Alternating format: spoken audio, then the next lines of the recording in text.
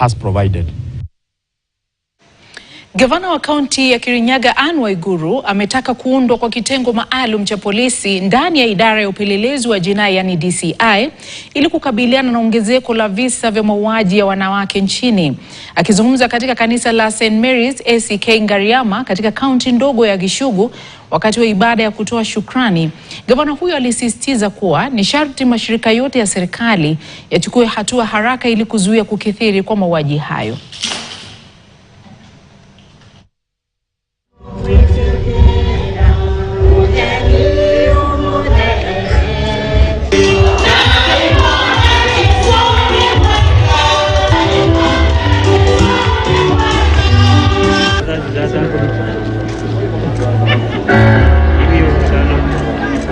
We are extremely perturbed by the rise and the number of femicide cases.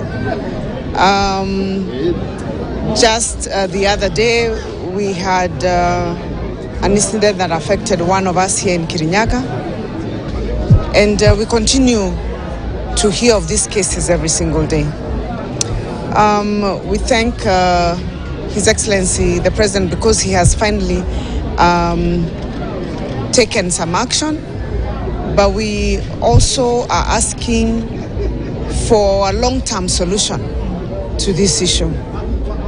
I think this issue has a lot more to do than just what meets the eye, and a comprehensive assessment of what is going on in our society needs to be checked. We need to look at the drug usage amongst the young people.